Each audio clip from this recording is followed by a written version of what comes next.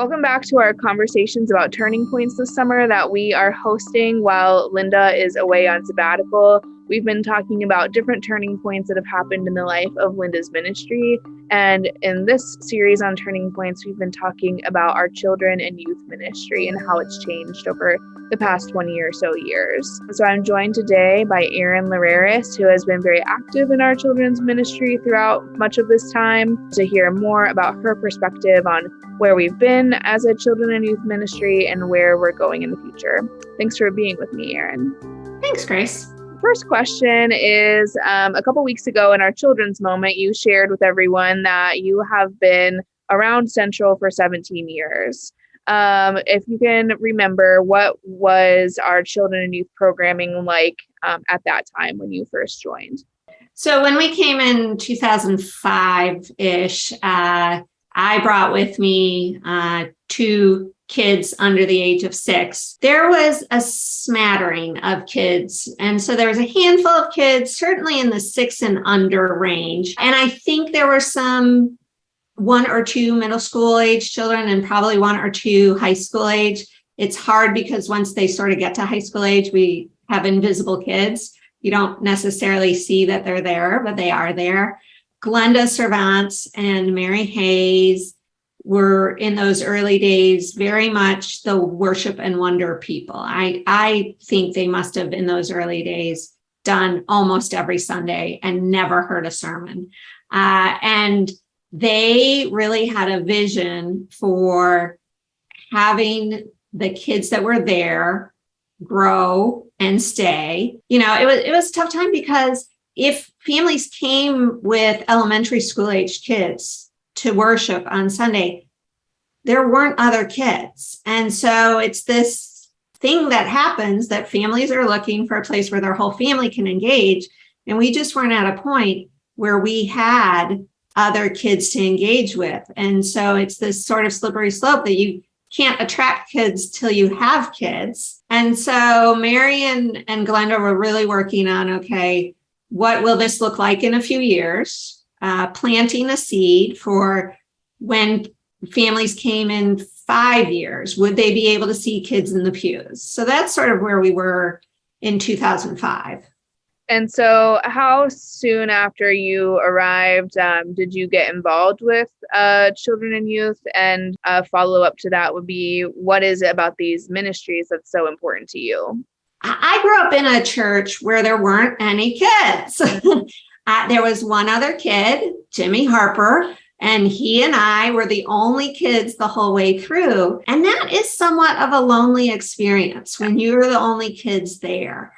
And I didn't want that for my kids. I had a vision of, would this be a place where we could have a Christmas pageant? Is this a place where we could have an Easter egg hunt?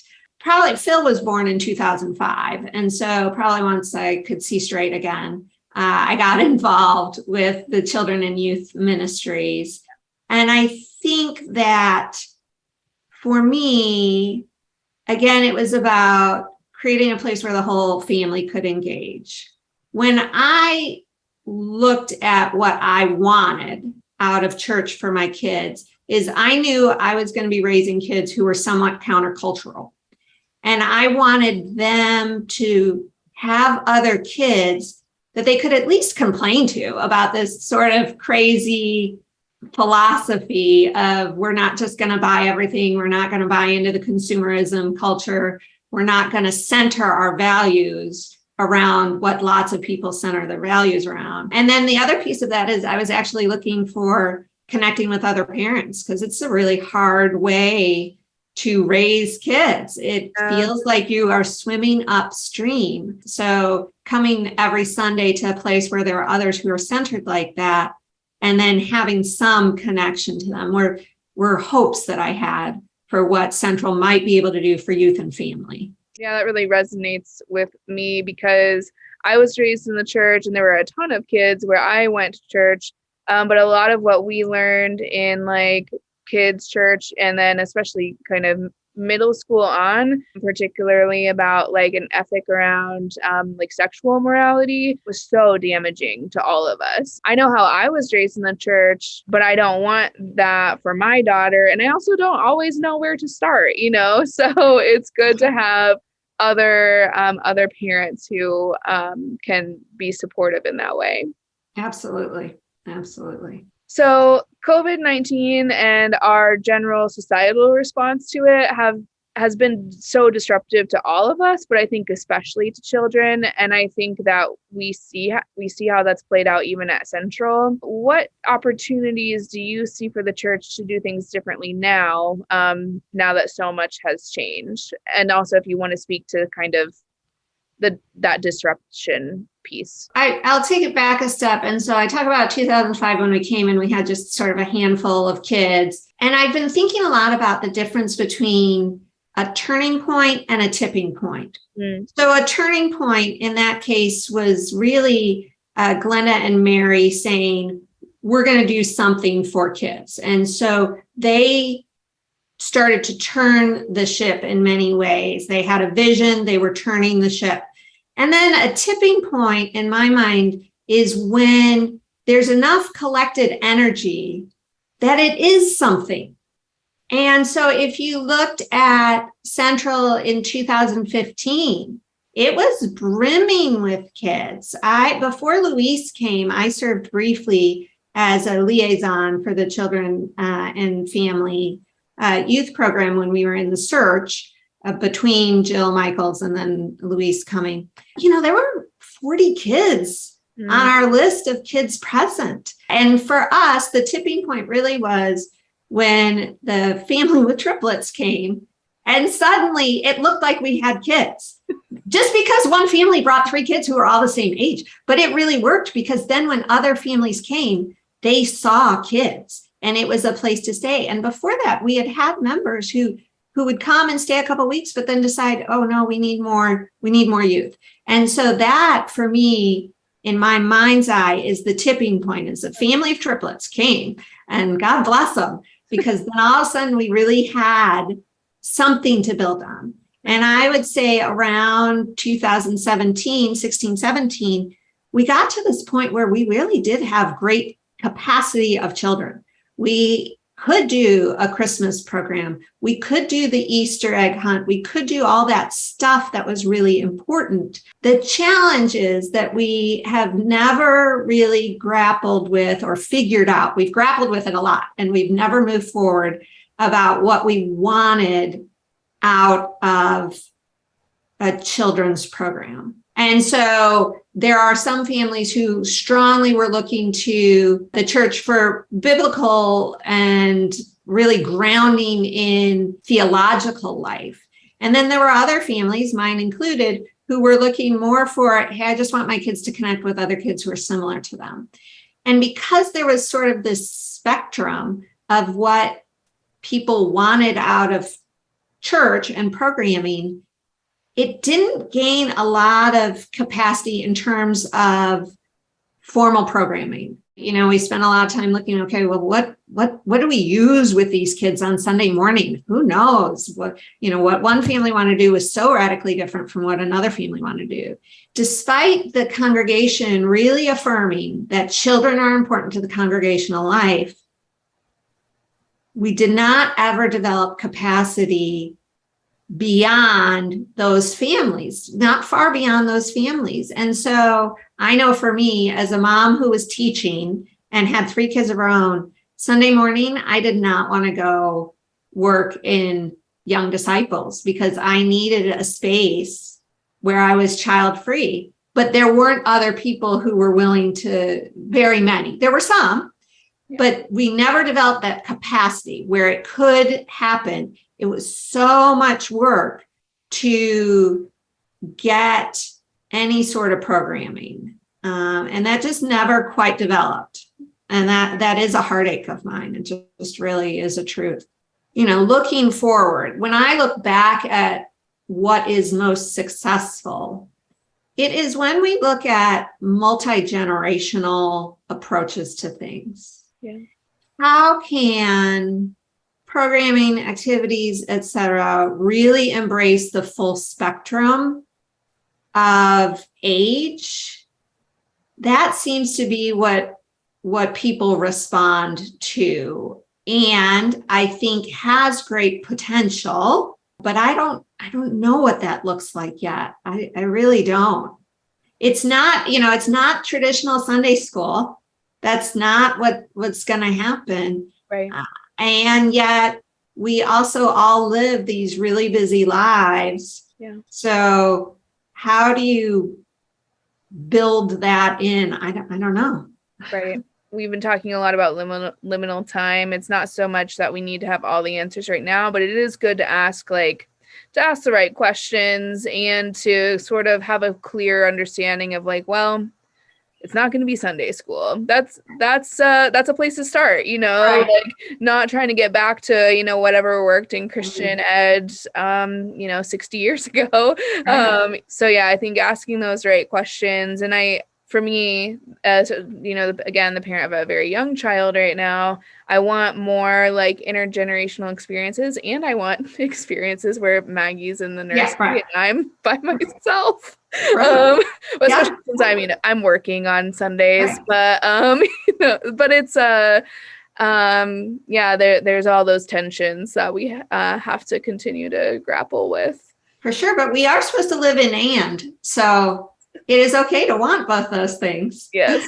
Exactly. And I do think, for me, again, it comes while there is some general feeling to who Central is, it is also incredibly diverse in terms of what people want out of Central. And so I come in and I don't have a large extended family. I don't have a lot of people to rely on to pick up other pieces and things like that. And I miss that. And I actually came out of a family that was very much like that. I did not have a large extended family that I was connected to. So how do we help for some of those families, connect them to what they're looking for? And then, we just have kids who have adoptive parents. That's a unique place to be sitting in as Central. And we're not, I don't think, serving the connection enough for those families, because that is a whole nother story with challenges and blessings and everything like that. Having my own adopted siblings, I understand that's, again, a place to provide connection, support, but we're not great at that. And then COVID just ruined that all. I mean, for me, what I say about the youth program is I feel like COVID just decimated our kids. I feel like we are back to 2005. We've got invisible middle school, high school kids. Our largest chunk of kids is probably high school kids at this point. Thinking off the top of my head, yes, we have some elementary kids, but they haven't come back regularly, or we don't see them regularly. Right. I don't know what it takes or what the blessing is in that. I guess there's got to be something that's being forecast for us in that, but it feels like our youth have just been taken away from us in so many ways. Like I said a little bit earlier, it's okay not to have the answer to that yet, and it's okay to be sad. It is sad, it makes me sad too, to acknowledge that the place that the pandemic has taken us, it feels like a loss, especially in this area. Maggie was 18 months old when the pandemic began, and that's sort of an age where she's having a lot of wonder, having a lot of curiosity, having all of this and questions. I remember I introduced